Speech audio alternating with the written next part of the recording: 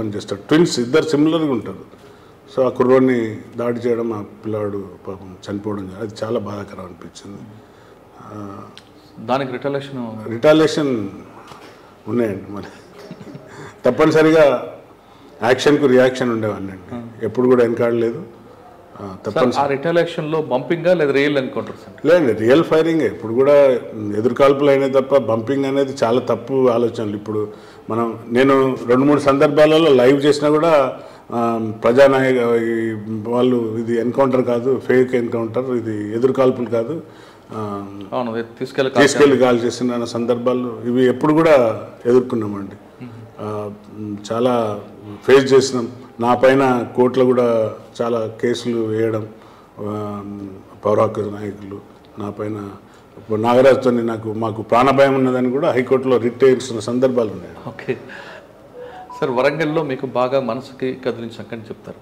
అదేవిధంగా వరంగల్లో మీకు బాగా గుర్తుండిపోయి ఈరోజు కూడా ఆ ప్రాబ్లం సాల్వ్ అయిందంటే నా వల్లే అన్నది ఏమైనా గుర్తుందా? అంటే నక్సల్ పరంగా తీసుకుందామండి, ఏదైనా పర్లేదు. అంటే నాకు హార్ట్ టచింగ్ అంటే మా బాధిత కుటుంబాలు ఏదైతున్నారో, పోలీస్ అధికారులు, పిల్లలు, ఫ్యామిలీస్ చాలామంది పాపం ఎడ్యుకేషన్ తక్కువ ఉండి అటెండర్ పోస్టులలో అక్కడిక్కడ ఉండేవాళ్ళు అండి. సో అప్పుడు ఎస్పీగా నల్ని ప్రభాత్ గారు అనుకుంటా ఉన్నారు.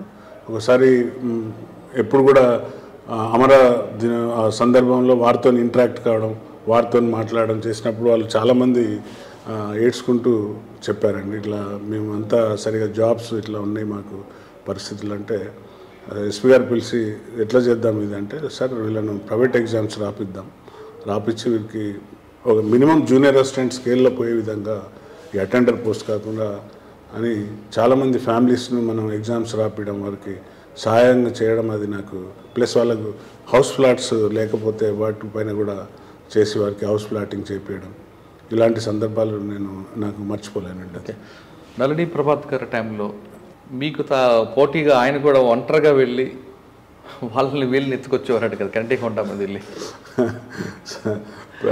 చేసేవారు సార్. బట్ నా సాయం లేకుండా ఎవరు కూడా చేయలేదు. ఒకసారి ఇప్పుడు సింగిల్గా వెళ్ళి ఒక మహిళా మావోయిస్ట్ని పట్టుకొచ్చారట కదండి?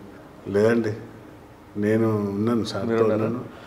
ఇప్పుడు నా పరిస్థితి ఎట్లుండేదండి అంటే, నేను ఎస్ఐగా ఉన్నప్పటి నుండి కూడా ఒక ఎస్పీ ట్రాన్స్ఫర్ అయిపోతున్నారంటే మళ్ళీ వచ్చే ఎస్పీకి చెప్పేవారు నా కోసం ఫీడ్బ్యాక్. నాగరాజు ఉన్నాడు, నీకు రైట్ హ్యాండ్ అంటే ఈ జిల్లాలో ఎలాంటి సమాచారం రావాలన్నా ఎలాంటి చేయాలన్నా కూడా Nagaraju is the right person. So అంటే ఇక నేను ఎక్కువ పోస్టింగ్స్ ఎప్పుడు కూడా చేయలేదండి. ఇంకో మీకు లైవ్ ఎగ్జాంపుల్ చెప్పాలంటే, నేను పర్కాల్ ఎస్ఐగా కొత్తగా ఛార్జ్ తీసుకున్నాను ఇన్ ద 95 అనుకుంటా. అప్పుడే జయపాల్ రెడ్డి గారని మాదాడి నరసింహారెడ్డి గారి వాళ్ళ రిలేటివ్ ఈజ్ ఎ డాక్టర్ పర్కాల్లో, వారి దగ్గర వెపన్ ఎత్తుకపోవడం, తర్వాత హాస్టల్ పక్కకు బిఎస్ఎఫ్ హాస్టల్ బ్లాస్ట్ చేయడం, ఇవన్నీ జరిగాయండి. నేను ఛార్జ్ తీసుకున్న అంటే నేను ఎక్కడ వెళ్ళినా కూడా ఒక సెన్సేషన్ అయ్యేది. నేను రావడం, వాళ్ళు నా మీద దాడికి లేకుంటే నేనేదో చేస్తా అనేది కౌంటర్కు ప్రతి కౌంటర్ ఉండేదండి. సో ఆ టీంనంతా 2 వీలర్స్ మీద నాకు ఒక పార్టీ ఉండేది ఎప్పుడు కూడా. నేను ఎప్పుడు కూడా 2 వీలర్ వెళ్ళారంటే బయటకు వెళ్తున్నాడంటే ప్రెస్ వాళ్ళంతా నా వెనకాల ఏదో జరుగుతుంది ఇవాళ అనే విధంగా ఉండేవాళ్ళండి. సో ఎవరైతే ఈ దాడులు చేశారో వాళ్ళను మనం ఇద్దరికి మాకు మా పైన గ్రెనేడ్ వేయడం, గ్రెనేడ్స్ త్రో చేయడం, ఎదురెదురు ఫైరింగ్లో చనిపోయినారండి వాళ్ళు. So that is the most, మీరు అన్నారు కదా బిఎస్ఎఫ్ వాళ్ళు మొత్తం చనిపోయేవాళ్ళండి. వాళ్ళు హాస్టల్లో ఉన్నారు, ఆ పక్కకు తెచ్చి బకెట్ పెట్టేశాడు. ఆ బకెట్ బ్లాస్ట్ అయ్యి యాక్చువల్లీ ఆ పోర్షన్ ఏమైందంటే ఆ వేవ్స్కి అది ఆపోజిట్ వెళ్ళింది కానీ ఈ బిల్డింగ్ సైడ్ రాలేదండి. సో ఇలాంటి సందర్భాలు, ఒక లాకప్ డెత్ అయింది. ఆ లాకప్ డెత్ కూడా నేనే చేసినాను. నా మీద ఈ ఎవరైతే బాధితుల కుటుంబాలు ఉంటాయో మావోయిస్టులలో, నక్సల్లో, ఆ మిలిటెంట్ ఏదైతే ఉంటారో, ఆ భావజాలాలు ఉంటారో వాళ్ళంతా వచ్చి పోలీస్ స్టేషన్ మీద దాడి చేయడం, అప్పుడు పెద్ద ఎత్తున గొడవ అయిందండి. ఏ పోలీస్ స్టేషన్? పర్కాల్లో. సార్, నాగరాజు గారు బస్సులో తిరుగుతారు కాబట్టి నాగరాజు గారిని చూసి మరికొందరు ఆర్టీసీ బస్సుల్లో పోలీసులే తిరుగుతున్నారని ఏటూరు నాగారంలో బస్సును కూడా బ్లాస్ట్ చేశారు. ఎస్ సార్, చాలామంది అమాయకులు చనిపోయారు. దానికి వాళ్ళు క్షమాపణ చెప్తూనే దీనికి మూలానికి కారణం నాగరాజు అంటూ కూడా వాళ్ళు. అవును సార్, అంటే ఆలోచన మీరే ఇచ్చారు కదా వాళ్ళకి. అంటే సార్ ఎలా ఉండేదంటే సార్ ఎట్టి పరిస్థితుల్లో కూడా మన తోటి కానిస్టేబుల్కి హాని కలగకుండా చూడాలని ఎవరిని కూడా అంటే ఆ విధంగా మోటివేట్ చేసి బస్సులో ప్రయాణం మనకు సేఫ్ ప్రయాణం ప్రజలతో వెళ్ళడం. సో ప్రజలలో మనం ఉండాలి అనే ఉద్దేశంగా ప్రజలతో బస్సులో వెళ్ళడం జరిగేది సార్ ఎప్పుడు కూడా. ఆ దురదృష్ట సంఘటన మీకు తెలుసు, బాధాకరం. పాపం సివిలియన్స్ చాలామంది చనిపోయిన దానిలో.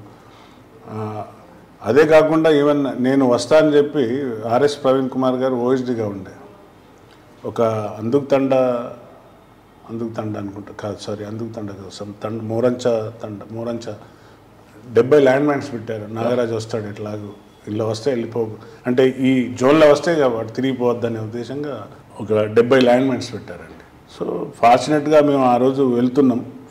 ఒక రకమైన అక్కడ సమ్మర్ అవుట్లో మాకు అది ఉన్న ఎవరైతే మాకు గైడ్గా ఉన్నారో సార్ ఇక్కడ కొంచెం డిఫరెంట్ అనిపిస్తుంది సార్, మనకు మట్టి అంతా తీసేసినట్టు ఏదో సంథింగ్ ఆ రూట్ అనేది క్లియర్గా లేదు సార్ అంటే అందరు పార్టీ అంతా అయిపోయింది. చూస్తే ఒక సుమారుగా ఈ మట్టినంతా తీసుకుపోయి వేరే ఎక్కడైతే గడ్డిలో పోసారో ఆ గడ్డి కాలేదు అన్నట్టు ఆ మట్టి కుప్పలు అట్లనే కనపడుతున్నాయి మనకు, కానీ రోడ్ మాత్రం మళ్ళీ క్లియర్గా ఉందండి. సో ఏంటిదని చూస్తే సిరీస్ ఆఫ్ మైన్స్ 70 మైన్స్ అంటే అందులో ఆ జోన్లో పోతే మొత్తం టీం అంతా స్మాష్ అండి. మళ్ళీ రాదు ఇక వెనక తిరిగి చూసే బాడీలు పీసెస్ ఎదుర్కోవాల్సి వస్తుందండి. ఆ సందర్భం ఉండే నాగరాజు వస్తాడు ఎట్లాగో ఇంట్లోకి వెళ్ళిపోవద్దు వాడు అనే ఉద్దేశంగా 70 ల్యాండ్ మైన్స్ లేఅవుట్ చేసి పెడితే అది లక్కీలీ పార్టీలో ఉన్న స్పెషల్ పార్టీలో ఉన్న వాళ్ళు చూసి ఆ మూమెంట్లో గుర్తుపట్టడం జరిగింది. సో వాటిని అన్నింటినీ అక్కడనే మళ్ళీ ఎక్స్పర్ట్ని పిలిపించి డిఫ్యూజ్ చేయడం జరిగింది. అంత హార్డ్ టార్గెట్గా ఉన్న సమయంలో కూడా ఏ రోజు కూడా వెనకాడగలేదండి. నేను ప్రమోషన్ తీసుకొని యాక్యులర్ ప్రమోషన్ తీసుకొని 98లో దొరగారు డీజీ గారు వచ్చి స్టార్స్ పెట్టి మన షోల్డర్స్ పైన మళ్ళీ అప్పుడు పాల్వంచ చాలా హాట్ ఉండే కిడ్నాప్లు, ర్యాన్సాక్స్, తర్వాత ఎక్కువ శాతం అక్కడ ఉన్న ఎవరైతే కాంట్రాక్ట్స్ A1 కాంట్రాక్ట్స్ పాల్వంచ అంటే మీకు తెలుసు it is a big hub for the మొత్తం మనకు కోల్ మైన్స్. తర్వాత అక్కడ మొత్తం ఎప్పుడు చూడు రావడం ఎత్తుకపోవడం ఉంటుంది, వాళ్ళని ఎత్తుకొని పోయి కిడ్నాప్ చేయడం, డబ్బులు లక్షలలో వసూలు చేయడం. నన్ను అక్కడ పోస్టింగ్ చేశారు డిఎస్పీగా, ఇన్స్పెక్టర్ సిఐగా. అప్పుడు పిఎస్ఆర్ అంజనేయులు గారు ఎస్పీ ఖమ్మంలో ఉండి నన్ను మరీ అడిగి తీసుకొని వెళ్ళారు. నాగరాజు కావాలి సార్ ఇక్కడ అని. రిటైర్డ్ డీజీ గారు మన అప్పుడు డిఐజీగా ఉండే మాకు ఎవరు పోయి మన అంతకంటే ముందు అనురాగ్ శర్మ గారు డిఐజీగా ఉండే. So Nagaraj your presence is needed Palvancha, నువ్వు నీకు అక్కడ వేస్తున్నా ఆయన అంటే ఆఫీసర్లకు ఎప్పుడు ఎదురు చెప్పాను కదా సార్, ఎక్కడిచ్చినా I'm ready to work sir అని. So I was posted there. Posting అయినాక I control within short ప్యాన్లో విత్ ఇన్ ద 15 to 20 డేస్లో సిచ్యువేషన్ ఈజ్ అన్ కంట్రోల్ అండి. సీఎం గారు కూడా అప్పుడు ఉమ్మడి ఆంధ్రప్రదేశ్ సీఎం గారు ఉండే, వారు పర్సనల్లీ అప్రిషియేటెడ్. అంటే పాల్వంచలో ఇష్యూలు సార్ట్అవుట్ చేయడంలో నాగరాజు గారి రోల్ ఉంది. అంటే ఇక్కడ 2 ఇష్యూస్ కనిపిస్తున్నాయండి అప్పట్లో. కొన్ని ఎక్స్చేంజ్ ఆఫ్ ఫైర్లు జరగడం, అంటే పిఎస్ఆర్ ఆంజనేయ గారు కూడా మీకు సపోర్ట్ చేయడం, ఖచ్చితంగా కింద స్థాయికి మెసేజ్ పోవాలంటే ఎక్స్చేంజ్ ఆఫ్ ఫైర్ అవ్వాలి అనేది ఆయన కూడా గట్టిగా చెప్పడంతో ఆ యాంగిల్లో పోబట్టి ఇక్కడ కూడా మనకు నూకలు చల్లబడి చాలామంది పారిపోయారు అనేది వాస్తవం అంటారు. వాస్తవం సార్.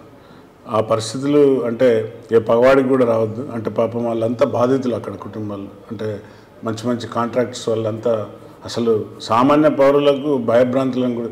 శంకరన్న అనే ఒక ప్రతిఘటన లీడర్ ఉండేది, ప్రజా ప్రతిఘటన. ఏం లేదు, డబ్బులు దోసుకోవడం తప్ప ఏం లేదు వాళ్ళు.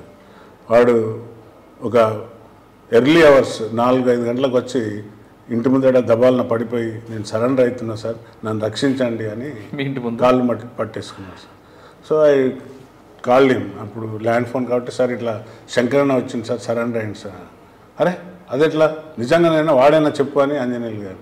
లేదు సార్ వచ్చేసింది సార్, ఫ్యామిలీతోనే వచ్చి సరెండర్ అయింది సార్. సో వాడు సరెండర్ కాగానే పాల్వంచంతా ఊపిరి పీల్చుకుంది. అబ్బా పెద్ద మాకు ప్రాణం మీరు పోసారు సార్ మా అందరికీ, ఇక్కడ వాని అరాచకాలు తట్టుకోలేకపోతున్నాం. అంటే ప్రజా ప్రతిఘటన లాంటి వాళ్ళు కూడా అంటే వాళ్ళకి మీరు మెసేజ్ పంపించుంటారట కదా, అయితే సరెండరు లేదంటే ఎక్స్చేంజ్ రెండే అండి, ఎదుర్కో లేదంటే నా ఏరియా వదిలి వెళ్ళిపోవాలి. మాకు డిటినిక్ గారు ఒక్కడే చెప్పారండి, అక్కడ నువ్వన్నా ఎస్ఐ ఉండాలి, వాడన్నా ఉండాలి, either you are that fellow. నీ ఏరియానా వాడి ఏరియానా డిసైడ్ చేసుకొని పని చేయండి. That is the motivation and that is the వారి యొక్క సపోర్ట్ అండి నాకు. అంటే అప్పుడు ఆఫీసర్స్ సిచ్యువేషన్ అలా ఉండేది, డిమాండ్ చేసేది. ఎస్ సార్, ఆఫీసర్ సపోర్ట్ కూడా అదే అలాగే సార్. మీకు డిటి నాయక్ గారు, సురేంద్ర బాబు గారు, నల్లి ప్రభాత్, పిఎస్ఆర్ ఆంజనేయులు గారు ఒక లెజెండ్స్తో మీరు జర్నీ చేశారు. Yes sir. ఈ లెజెండ్స్లో మీకు బాగా మనసుకు హత్తుకుపోయిన ఆఫీసర్ ఎవరండి? అంటే గురువు అయితే డిటి నాయక్ గారు అండి. సవాంగ్ గారు లాంటి వారితో కూడా చేసినాను వరంగల్లో ఎస్పీగా. ఏమన్నా అయిందంటే నాగరాజ్ అని ఫోన్ చేసేవారు వారు కూడా, కాయ నాగరాజ్ క్యావగా అంటే ఏమైంది, తొందరగా దీనికి రిజల్ట్ కావాలన్నా అంటే వారితో కూడా చేయడం జరిగింది సార్. ఇక ఈ అన్నిటికంటే చాలా అంటే ఏబి వెంకటేశ్వరరావు గారు ఎస్పీగా వచ్చాక చాలా మార్పులు వచ్చాయండి. అంటే ఈజ్ ఏ మ్యాన్ సచ్ అంటే అతను 24/7 ఎప్పుడు కూడా ఎట్లా హౌ టు కంట్రోల్. మనం ఎంతసేపు గ్రేవౌండ్స్ మీద ఆధారపడుతున్నాం, ఈ గ్రేవౌండ్స్ కాకుండా మనం చేయాలి, మనం చేయగలిగే స్తోమత తెచ్చుకొని మనం ట్రైనింగ్ అయి ఉండాలి అనే విధంగా వారు స్పెషల్ పార్టీలు అంటే అప్పుడు దళంలో 16 మంది ఉంటే 16 మంది అధికారులను అంటే ఒక 2 ఎస్ఐలు 11 మంది 12 మంది కానిస్టేబుల్ ఆఫీసర్ అందరిని పెట్టి ఒక దళానికి కౌంటర్ దళంగా తయారు చేసిందండి. ఆ డిస్ట్రిక్ట్ గార్డ్స్ ఇవాళ సక్సెస్ఫుల్గా అన్ని జిల్లాలలో వారు పెట్టిన ఇనిషియేషన్ అండి. ఏబి వెంకటేశ్వర గారు వారితో చేయడం చాలా గ్రేట్ అండి. సార్ మీరు గౌతమ్ స్వామి గారితో పనిచేస్తున్నప్పుడు కిందకుంటే ఎన్కౌంటర్ గురించి చెప్పండి. అది బ్యూటిఫుల్ ఎన్కౌంటర్ అండి. అది ఎక్స్చేంజ్ ఆఫ్ ఫైర్. అది చాలా తక్కువ సమయంలో కాదు, చాలా ప్లాంట్గా జరిగింది. ఎందుకంటే ఆ కొండ మీదకి వెళ్ళి కొట్టి ఆ గుట్టలో దాక్కునే వాళ్ళు, కానీ అందులో ఒకరిని కూడా మీరు కాపాడినట్టున్నారు కదా. అక్కడ ఇంజూర్డ్ అయితే కాపాడాం సార్, కాపాడి తీసుకొని వచ్చినాం. వాడిని సేఫ్గా మళ్ళీ వారి ఫ్యామిలీకి అప్పచెప్పడం జరిగింది సార్. ఈ సందర్భంగా పిఎస్ఆర్ ఆంధ్ర టైంలోనే ఖమ్మంలో ఒక పోలీస్ స్టేషన్ దాడి జరుగుతుంది. పోలీస్ స్టేషన్ మీద దాడి లేదు సార్, ముందు జరిగింది అది కరకగూడెం మీద. ఖమ్మం టౌన్లో అప్పుడు మీరు పాల్వంచాలి సార్. కరకగూడెం దాడి అప్పుడు కూడా మేము అధికారులకు అలర్ట్ చేసినాం సార్. కరకగూడెం రక్కీ అవుతుంది, అప్పటికి పిఎస్ఆర్ ఆంజనేయులు గారు ఎస్పీగా వెళ్ళలేదు. ఈ వాజ్ ఓఎస్డీ ఇన్ వరంగల్. మేము అప్పుడు ఓఎస్డీ టీంలో ఉన్నాం, చేస్తున్నాం. కరకగూడెం కూడా దాడి జరగబోతుందని ముందుగానే అలర్ట్ చేసినాం. బట్ దురదృష్టకరం అక్కడ 16-17